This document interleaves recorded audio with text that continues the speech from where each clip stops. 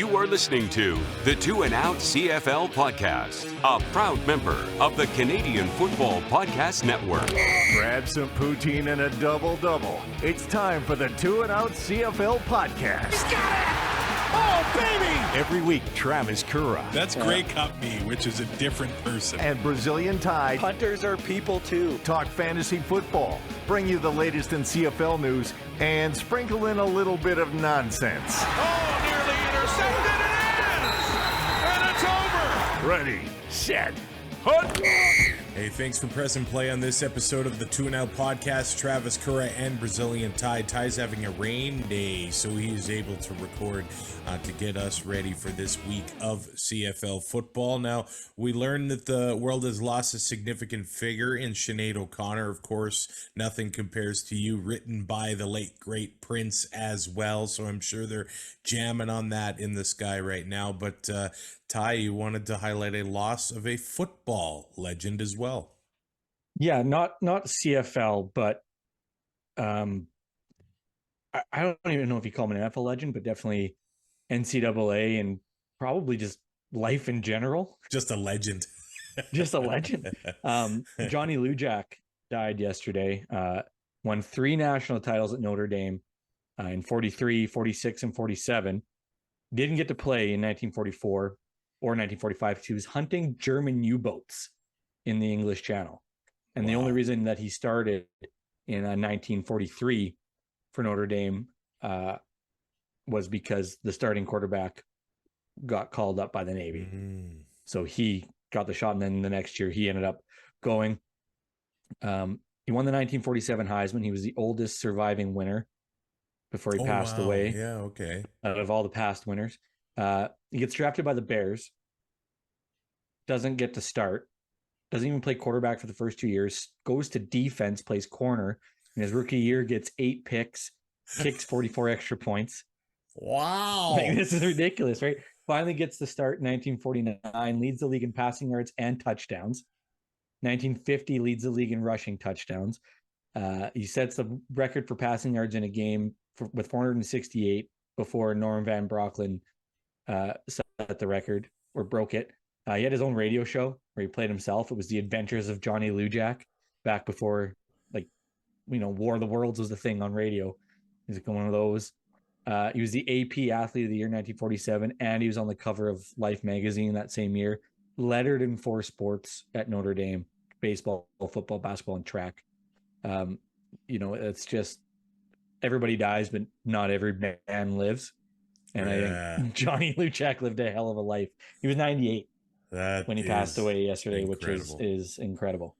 Week 8 in the CFL is here. The Winnipeg Blue Bombers on bye, and it starts with Friday Night Football. There's no Thursday nighter this week. The Ottawa RedBlacks home to the Hamilton Tiger Cats, where the RedBlacks are now 3.5-point favorites. I feel like it's probably been a little while since the RedBlacks were favored in a game against the Ticats. I don't even know if you could find that information anymore.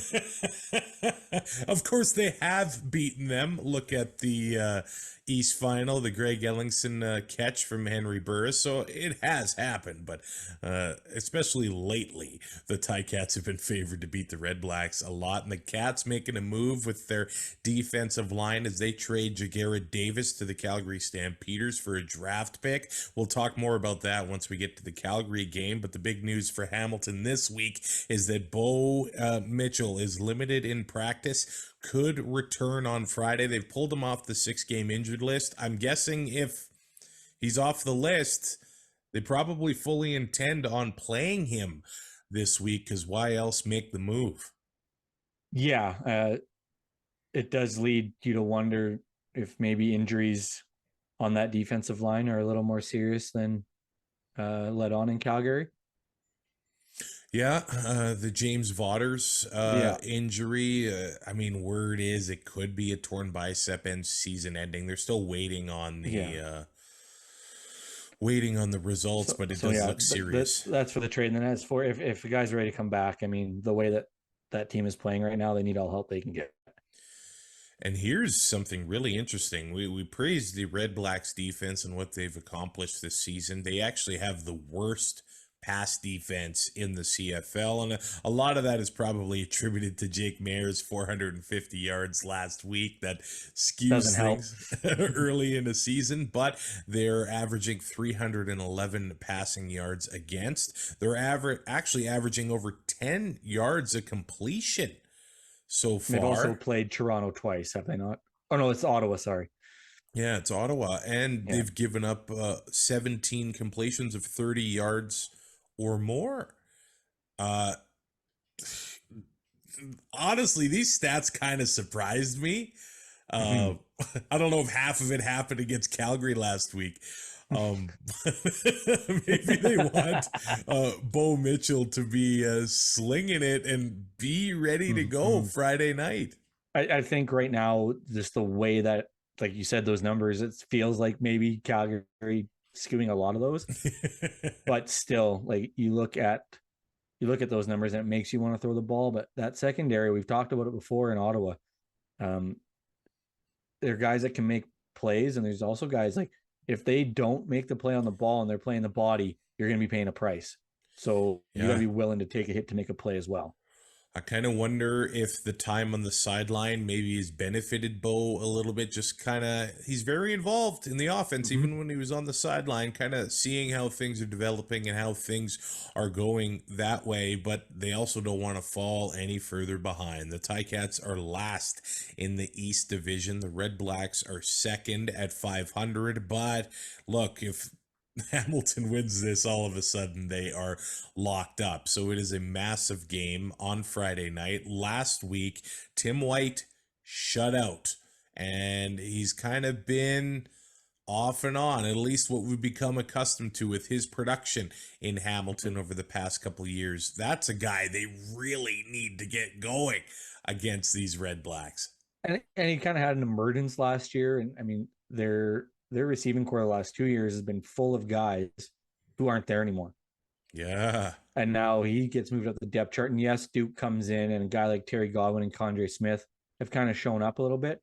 But I think there's a lot more pressure on Tim White now to produce on that offensive side of the ball. And maybe teams are keying in a little more.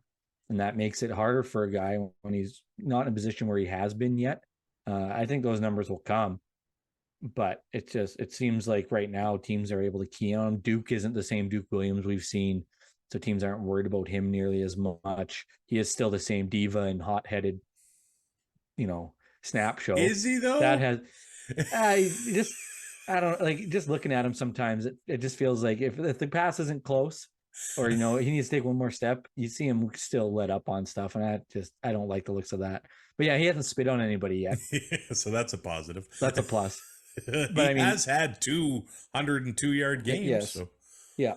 It's just one of those things where, those numbers will come. It just needs, and I mean, the revolving door at quarterback that has been the early year for the Hamilton Tiger Cats hasn't helped anybody really. No, the RedBlacks, the first team in CFL history to win 2 consecutive overtime games, which is remarkable. And they've got some enforcements getting healthy for the RedBlacks, welcoming some veterans back to the lineup. Jovan Santos Knox is looking ready to make his return.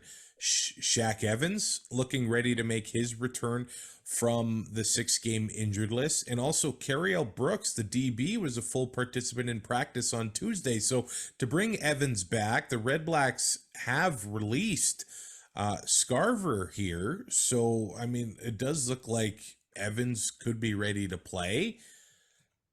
Dustin Crum getting some help, another veteran in the receiving core. That can never hurt, man.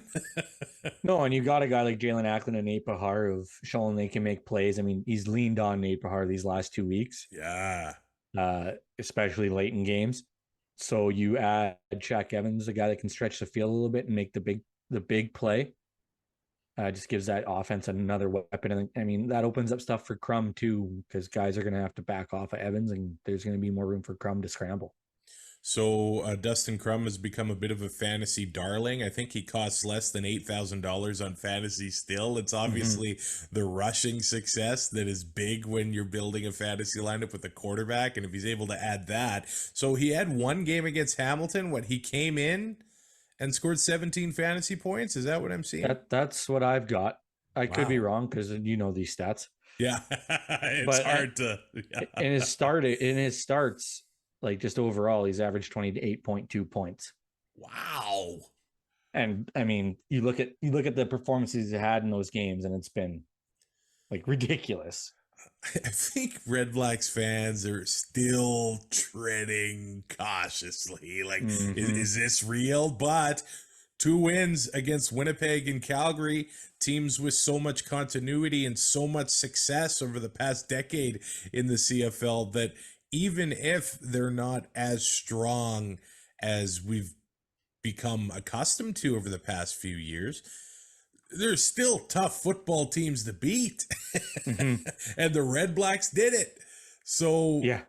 I think they've got a lot of momentum going into this one against the Ticats, but the Ticats, they got to go probably as James Butler goes. The rushing game for the Ticats last week didn't get anything done. He got a lot done in the receiving game, almost 70 yards receiving, but they need to make some moves on the ground. And between Tim White and James Butler, who did nothing for the Ticats last week, those guys need a rebound game if they're going to beat Ottawa. Still somehow had a better week than Jamal Morrow. But, we always say, like, you can't just disregard the run, and you got to be able to use it, and none of this six carries and giving up. Yeah. At the same time, if you're going to go 0 carries, then go 0 carries.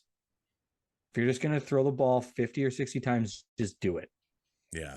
Yeah. And because if you're going to run it 6 times just to give your quarterback a break and get 8 yards, you're just wasting a down, which is what it's felt like in Hamilton the last couple of years. So if they can get James Butler involved, and even if it's, little screens as an extension of the running game to kind of move the pocket a little bit and get things going, and they're still able to add some runs, that's okay too. But they can't abandon it. They have, stick to it. I mean, Ottawa, yes, Crum has been lights out with his legs. He is, against Winnipeg, team saw that and not completely shut him down, but slowed him down. Calgary slowed him down last week, but it's not like Ottawa's striking fear into anybody right now. Yeah, they're getting hot, but it could blow. It still feels like it could blow up at any moment. So Hamilton can't be afraid. Hamilton can't be afraid. You're not going to get 7 yards of carry, but you got to establish a run game and start beating the hell out of defenses, and it's going to help Bo. It's going to help Powell if he has to come back in if Bo can't do it. If Bo gets hurt again, it's just one of those things where if you abandon it completely, then abandon it completely. Don't just be using it to give a down away, because it doesn't make any sense. And I think the Red Blacks need to get off to a good start. The Ticats need to get off to a good start too. The defense seems to get off to a rough start. At least they did against Toronto, and then they kind of rebounded. Everybody's getting off rough starts against Toronto, though. It seems like it. Just don't fall behind is a key for the Ticats as well. And I don't know how often do the Red Blacks want to play the whole let's try to win it overtime, or let's try to come back in the last 3 minutes. That's not good for the blood pressure. No, and it's not good when you bet them last minute money line. Yeah. Not good for my blood pressure either. No, touchdown Atlantic for the second consecutive year. Is this still going on? Are they still Touchdown going? Atlantic? What do you mean? Isn't Nova Scotia underwater? Oh, that. Yeah. I was on the Argos fan cast this week to preview this game, and I brought that up. I got a lot of people that I know are traveling to Nova Scotia to enjoy Touchdown Atlantic and the floods, and then a few weeks ago, the fires. I mean, I hope that the travel for the fans, for the teams, for the locals is okay, and I hope everyone's safe. It's a great question. Some of the stuff we've been seeing coming out of Nova Scotia. Yeah, it's been wild. Now, last week, Sunday on the show, we you had said that a Schooners team would be rough with the way the time zones are. And we got a comment from 12 Steps on YouTube saying, everyday listener from Atlantic Canada, screw this Brazilian tie take. It's ridiculous. Atlantic Canada is growing, and coast to coast would be good for the league. Typical West Coaster take, GTFO. Okay, well, then you're starting all your games at 11 o'clock. Have fun. Well, this one does start at 2 Mountain, so I guess that's what, 5? 6 o'clock. 5. 6. Oh, is it 4 hours? No, I think it's 5. Oh no, it's 3. Sorry, I'm thinking. Yeah, I'm in Yeah. BC right now. I'm all So screwed up. It would be good for the league for it to happen. It would be good for the schedule, be good for all that. The schedule will become, I know people say that it'll be easier to make a schedule. Of course it will be. Play everybody twice, get rid of divisions, top 6, done deal. All that kind of thing. But extra considerations come in with time zones and TV scheduling and all that. It is an interesting conversation to have, but 12 Steps adds that he'll be going to the game. He's been hitting his DFS all year on DraftKings and stuff. Loves 2-and-out. Used to live in Vancouver, but been out in Nova Scotia and been dreaming of a CFL franchise forever. I hope the Schooners do happen too. And they've got all sorts of events going on. Football clinics. The teams are helping out young football players. They've got tailgate parties. This does look like sort of a bucket list event for CFL fans. It's like training camp for Grey Cup. Yeah, I do want to attend a Touchdown Atlantic sometime, and hopefully with an Atlantic team involved in the near future. But the Argos here are 10.5-point favorites over those Riders, and they could move to 6-0 for the first time, Ty, since 1935. By the way, and do you know what happened after that 6-0 start? They lost 3 consecutive games. Yeah. And didn't make it to the Grey Cup. Jake Winicky, Braden Linnaeus, Kean Schaefer-Baker, all returning to practice for the Riders. Winicky and Linnaeus probably will play this weekend. KSB is not going to play, but some veteran or at least some CFL experience back in the receiving core is a good move for the Riders. All of a sudden, it seems like they've got some tough decisions to make in that receiving group. Yeah, like Tevin Jones has shown up. Sean Bain is contributing now. A guy like Mitchell Picton who's taking huge hits. Yeah, he wasn't practicing. He deserves a breather. Yeah. I don't even know if he's caught his breath from that yet. All these guys can come back. That's fine. The playbook needs to open up for Mason Fine to be able to utilize these guys properly. Because you can't have everybody running. You can have a guy going deep, but if the defense knows it's not going there, it's gonna be nothing to worry about, and they're gonna just play rally to the football kind of type of defense and stop guys short. Maybe 3 guys in on tackle, stuff like that. And it's not. I'm not knocking Mason Fine. It's just what happens with a young quarterback, and the coaching staff is bringing him along. They don't want to just throw him to the wolves. So these guys come back. I mean, a guy like Jake Winicky can be huge. We saw what he's done in Montreal with all the touchdowns and being kind of a possession guy, or can be, like, he's pretty sure-handed. Not exactly the guy you just want going 2-3 yards to get a first down, but he's very sure-handed, and you can almost count on him to catch the football. So a guy like that, and Brandon Linnaeus, and if Tevin Jones and Sean Bain keep going the way they're going, I mean, Mason Fine will be fine, really. He'll be okay, and they can start expanding this playbook a little bit for him.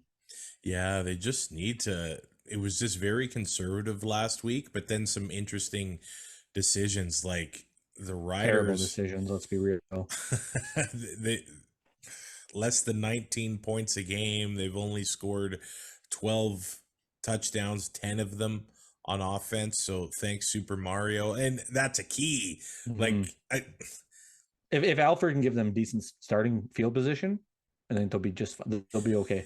It's like you want to win 2 out of 3 phases of the game, and the Lions, they really limited Mario last week, and then the offense was just so conservative until they're on 3rd and short, and then they go for it with another conservative play, and it gets stuffed. And then kick the field. The thing is, the defense has to win their matchup, or else they have no shot.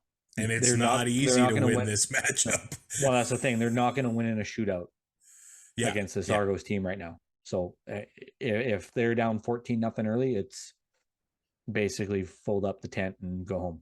And somehow you got to rush and, well, at least have success. That 12 carries for 11 yards for Jamal Morrow last week.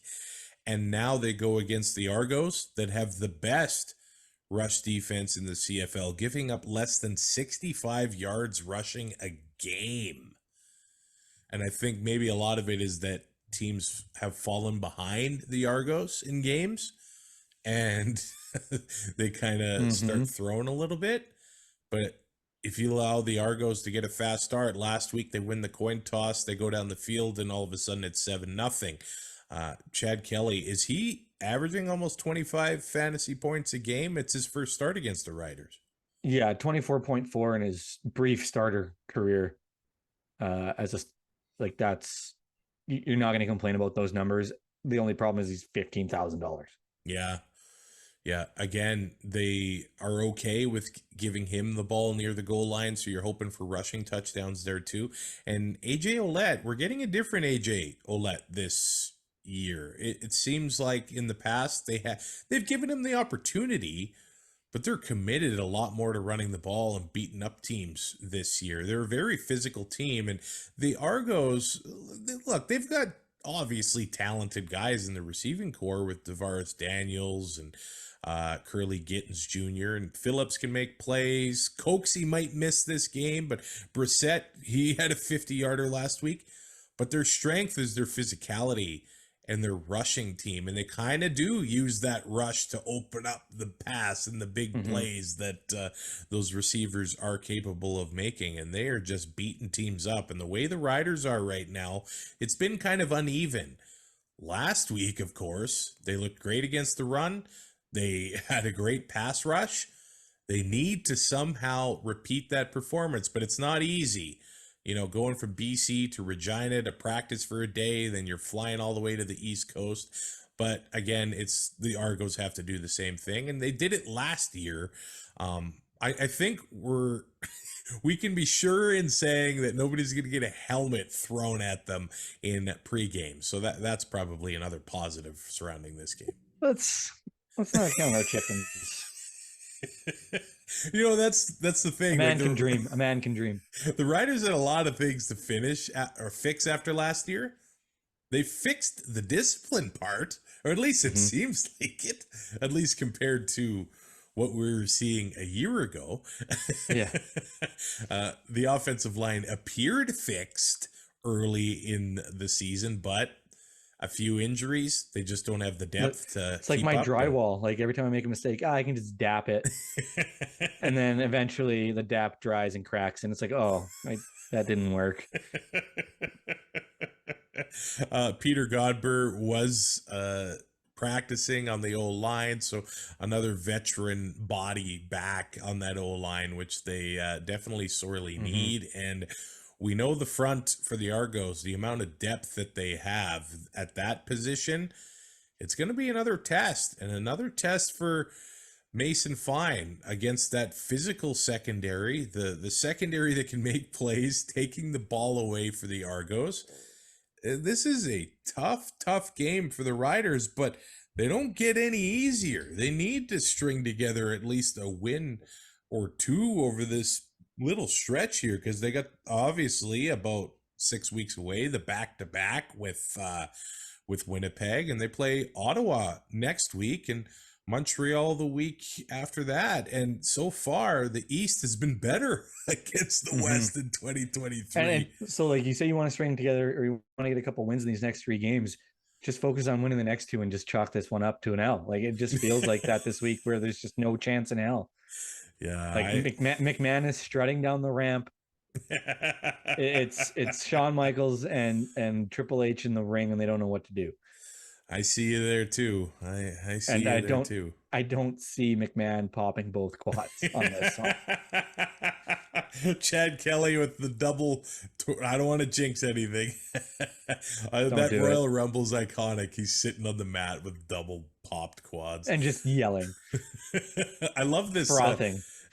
Interesting perspective from Chris on YouTube as well. He's from the UK.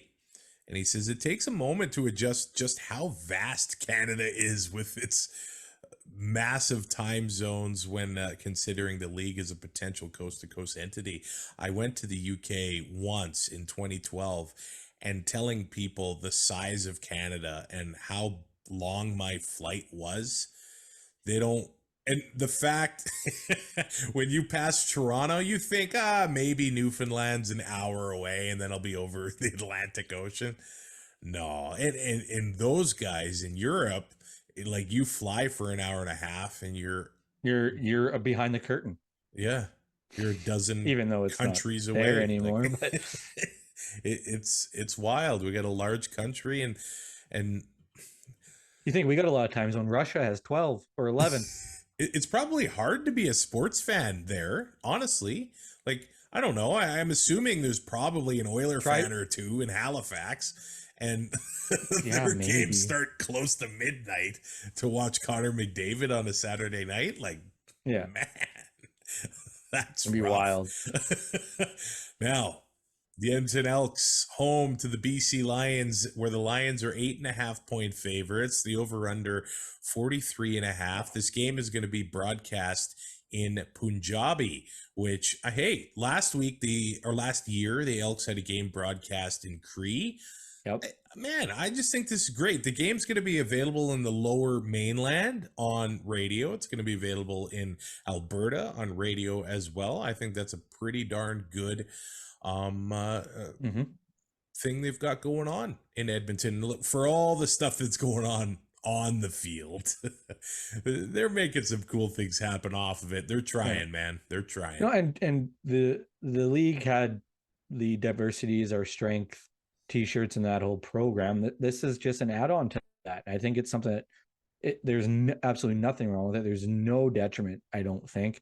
You want to introduce more people to the game and more people to the product. If you can put it in their native language, it might make it easier. It probably would be way easier to hear it that way, and then eventually you're able to figure stuff out in English. But I mean, the comfort and the familiarity with that language just makes it so much easier for them. No, nobody wants to bet the under, but BC shut out Edmonton in week 2. They've allowed one TD. It feels like 44 isn't a big ask for BC against this team. But they only scored 22 last time. Yeah. I'm not taking the under. And now they don't have that starting quarterback. The Lions have only allowed. I have to take the under. The Lions have only allowed 5 offensive touchdowns this year, and you're right. It's Dane Evans getting the start. So I think all of the things we've seen from the Lions offense, it's just completely different going into this week in Edmonton. What we saw from Dane last year, I'm not saying it's the same we'll see this week, because I think we need to clone Jordan Maximic. If we had 9 offensive coordinators like him across the CFL, we're not talking about the offensive struggles and the quarterback struggles. At least I think. I just think that DCs have evolved more than OCs over the past decade. And let's face it, 15, 20, 25 years ago, linebackers could not cover the pass like they do now. Now they are not linebackers. They are just strictly athletes back there. They are. That's a big change in the CFL. And like you mentioned, the DCs had to evolve quicker. Yeah, they did. Because the rules are just set up. And now we're mad that they figured it out. And now, it's like everybody was so psyched about 3-on-3 overtime. It took coaches 3 weeks to ruin it. Yeah. And here we are. Yeah, here we are. Dane Evans has been prone to the turnover. Even last week against Saskatchewan, there was an interception. I think he lost a fumble as well. And look, this streak for Edmonton has, I guess it doesn't have to end. Can it end in 2023? Like last week, who goes in there right now and loses to this team? That's the thing. Nobody wants to be the one, Right, but nobody's playing bad enough to be the one. Like they had their chance against Saskatchewan and couldn't do it. They pissed that one away. They beat themselves with that Rouge. They've done that with a few games this year. Right? Now, like they hung with Winnipeg until the second half. So they lost by 2 touchdowns there. They lost by 8 to the Ticats. They lost by 1 to the Riders. What's going to happen this week? It was funny. Chris Jones in the media, and they've released Maurice French, by the way, is a guy that turned heads in training camp. He's got speed. He's can make big plays. Can't block worth a damn. Jones basically said he's not physical enough. But he also said, we want to be a run-first team. Where is it?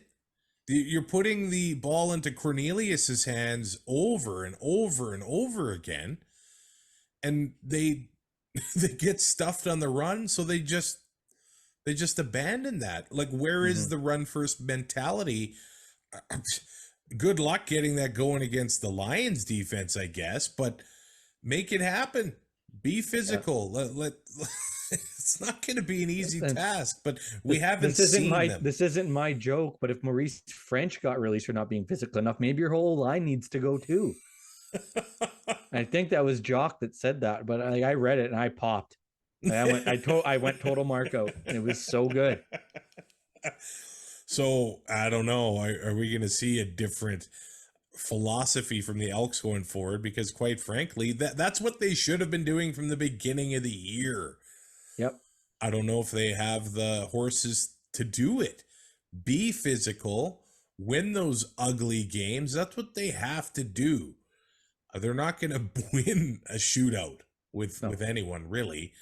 But if we see what we saw for them last week against Winnipeg, dressing those 9 offensive linemen, getting through the line, getting after Zach, they have a chance to force Dane Evans to make some mistakes and therefore have a chance in this game. Maybe the defense needs to score on those turnovers instead of letting the offense take over at the 40.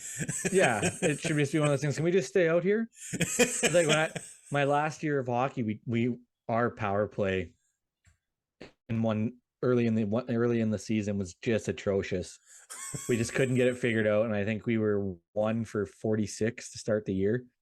And my coach yelled at the ref that he wanted to decline the penalty. I'm like, can we do that? And he's like, no. Decline. I want to decline it. We'll just stay 5-on-5. We don't care. Just give us the face off. Manny Arsenault has been limited in practice this week, coming off the 6-game injured list. And hey, the veteran is going to bring work ethic. He's going to bring a big body that is willing to block and make those things happen. So maybe that'll be a big addition to the lineup. Ed Gainey, the veteran defensive back, has been limited in practice. And after missing practice on Tuesday, AC Leonard was back on Wednesday. Also, they're starting middle linebacker Niles Morgan practicing in full this week and trending to play Saturday against the Lions. The Lions, on the other hand, Vernon Adams Jr., they're saying if he's medically cleared, he'll dress as the number 3. And so he'll break glass in case of emergency, basically. Yeah, he'll still be there. They're only expecting him to miss 1 start, which is and they have a bye though too, do they not? Yeah. I think they'll come off the bye and play next Winnipeg, I think. On the 3rd or something. But Dom Rhymes hasn't been practicing here. That would be an absence from the receiving corps for the Lions, but they've got guys that are able to step up and make those plays, whether it's Alexander Hollins, whether it's Keon Hatcher. We haven't seen, I don't think, the big game from Lucky Whitehead that he's capable of just quite yet, but we know it's coming eventually. And eventually it has to. I don't know if it's this week. The Elks have had implosions or explosions on the defense where they kind of hang and then there we go. We're falling behind. They've given up 14 completions of over 30 yards, but I look at that rushing average. Apparently Winnipeg is worst in the league, 5.9 yards a carry they're giving up currently, but Edmonton 5.8 yards a carry. And the Lions, they didn't have it going with Sean Shivers last week. We'll see if Taquan Mizell gets back into the lineup for the Lions, but he was going early this season. And he's not hurt. He's just been healthy scratched. Which is very interesting, I thought. Yeah. Or that's what they're telling us. And the performance he had, and I know Shivers had a good game a couple games ago. Maybe they're seeing stuff that we don't see, like blocking or things like that. Yeah. But if my things we're not picking up on quite yet, just it hasn't been so obvious to us, maybe. Yeah. If Mizell gets back into there, whoever's carrying the ball, they're going to want to get that going against Edmonton. And they should have a decent chance at having a really good day. They should. They should. I do like Keon Hatcher. I think you've got him here averaging 14 points against the Elks in his CFL career. Lucky Whitehead, over 18 points in his CFL career against the Lions. And will Matthew Betts' sack streak continue? The Elks O-line has struggled. He's got at least a sack. Struggled? That's the word you're going to use? Hey, I'm a nice guy. Practice. He's had at least a sack in his past 6 games here. Bolacumbo had 8 tackles last week. He's got 5 games this year with 7 or more. Outstanding Canadians on the Lions defense. And you know, scary guys to play against. Betts' sack streak he kept it going on the last play of the game. Yeah. Don't act like he didn't know what was happening. Absolutely. The Riders were prematurely celebrating that they had held him without a sack. Yeah. I mean, you have a guy like Betts and a guy like Bolacumbo. They're not exactly ratio breakers, but we always talk about it's the teams with the best Canadian talent in this league that are usually in the Grey Cup and usually able to win it. And when you have players that are that good with Canadian passports, that gives you a huge leg up on the rest of the league, and BC is showing that. And you know, the Riders D-line had success against BC's O-line last week, so Edmonton's going to be licking their chops and trying to a guy like Jake Ceresna should be able to get home a couple times. Am I seeing this right? Taylor Cornelius averages negative points against the BC Lions in his CFL career. They were shut out in week 2. Need I remind you? Or are you going to ask Jordan me? And you don't have to remind me. But 2 games averaging. Thank you. I'm here all week. Try the deal. They had to go home Saturday. Taylor Cornelius in 2 starts against BC, negative 0.1 point average. Man. Free Trey Ford. I'm going to make that t-shirt. That would look great on a shirt, I think. And how do they get a repeat performance from Dylan Mitchell? 115 yards last week, an 80-yard touchdown. Good luck. Yeah, you know Ryan Phillips is going to have those Lions fired up. Yeah. Sometimes I feel like the team desperate to not lose is the team that they're too tight. Yeah. I do have an idea for this Elks offense though, like how bad Taylor Cornelius has played against the BC Lions. Have they thought of making him throw with his left hand?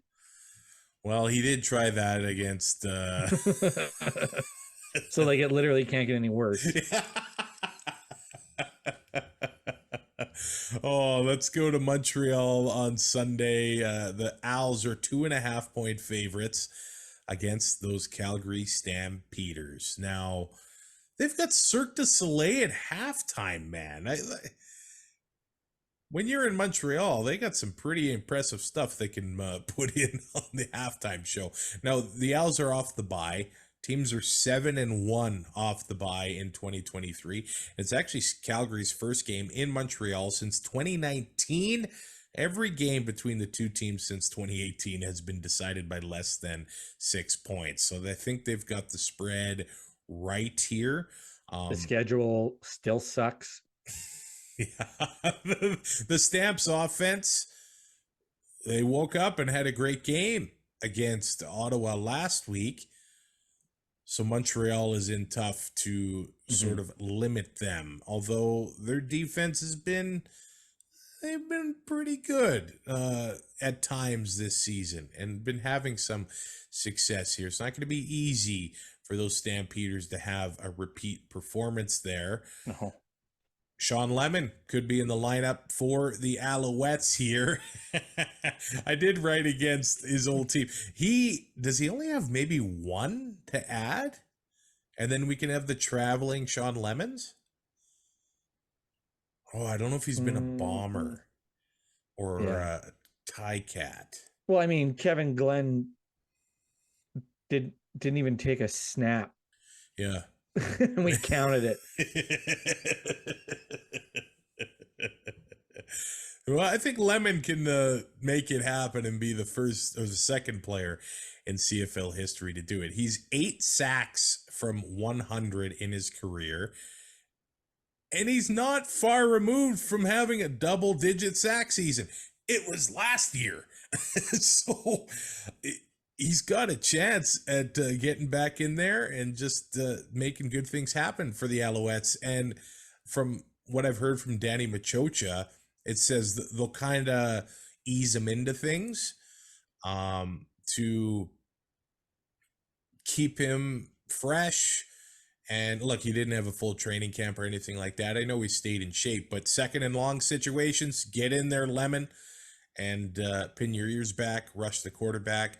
And they said inside a few minutes kind of thing, they'll get Lemon out there. And so they'll ease him into a lineup for the Alouettes because they've also released Nick Usher.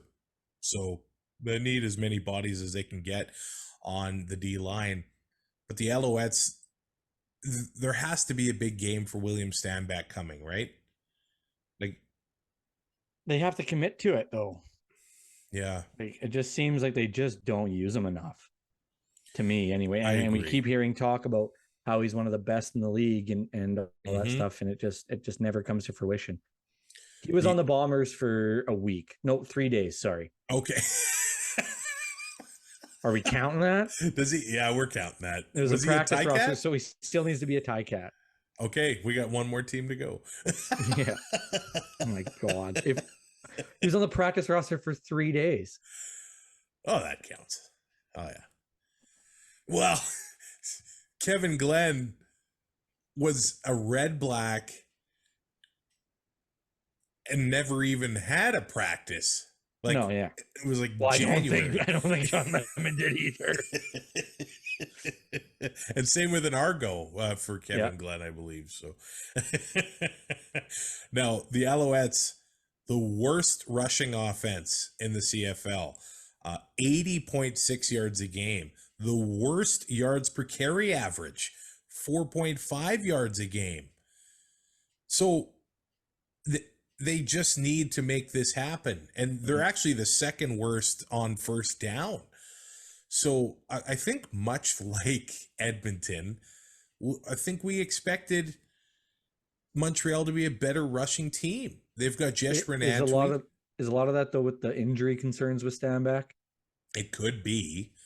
But if he's not ready to go, they had success last year with Antwi and Fletcher. So I'm not saying not ready to go. No, I know. I think they want to overuse him and get him hurt again. Right. Because it just seems to change their entire offense. At the same time, if you're not going to use them properly and use them like you were in your offense before, you have a different offense anyway. Yeah. And we're seeing that now with, like, they're Hamilton now. They're the new Hamilton that they just can't run the football. I think they've been trying to use their receiving game as the running game. Keon Julian Grant leading the league in yak. And thank you for not saying yak yards. Austin Mack, is he at 14 fantasy points on average in his CFL career? That is pretty darn good. I'd say it's the return of the Mac, but it's first season. We'll save it for next year. Yeah, we can open up a show with that song. I love it. That is my walk-up song. Mac and Julian Grant were first and third in receiving yards before they had their bye last week. I don't think anybody had two Alouette receivers in the top three at any point in the season going into this one. So that has been a point of success for the Alouettes. And also that shows why Fajardo is on another pace for these huge sack numbers because they're dropping it to pass so damn much. Yeah. The Stampeders, well, they've got Ja'Gared Davis. Is he going to be playing this week? Maybe James Vaughters injured. If this trade turns Calgary season around, they end up in the Grey Cup, I'm going to snap.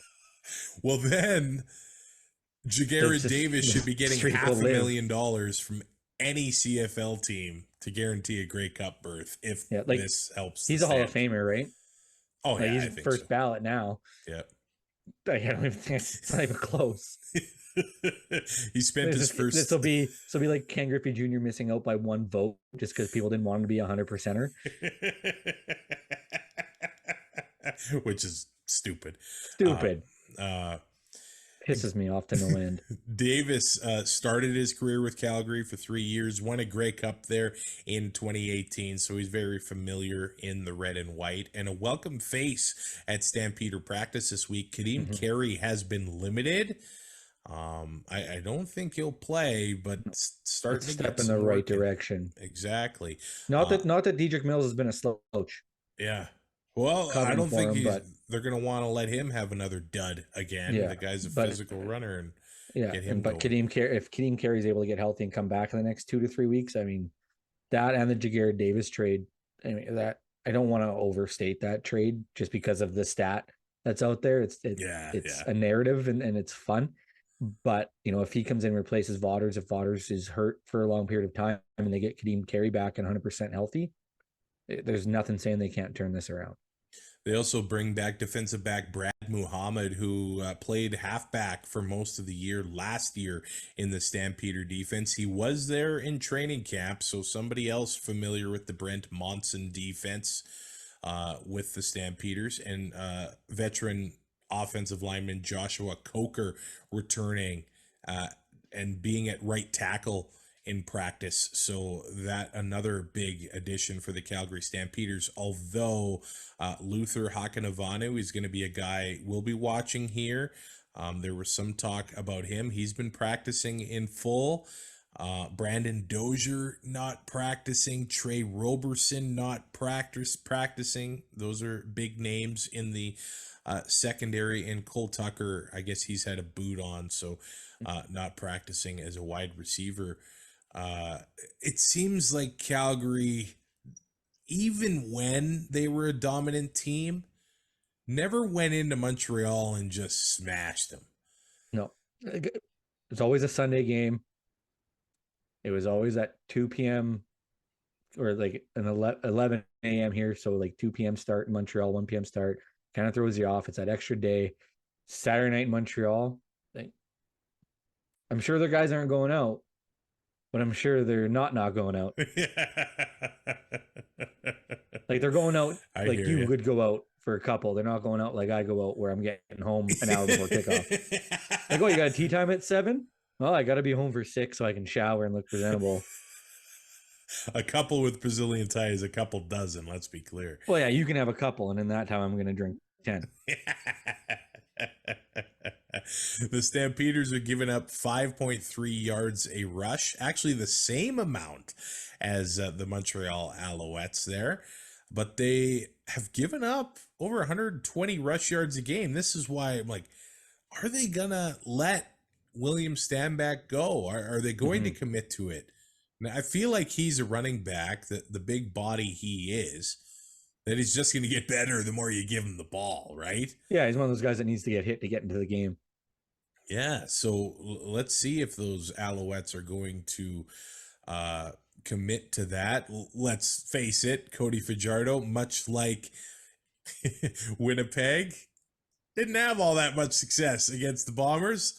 Not the most success against the Stampeders either. So no, just averaging 13.3, but I mean, it's okay.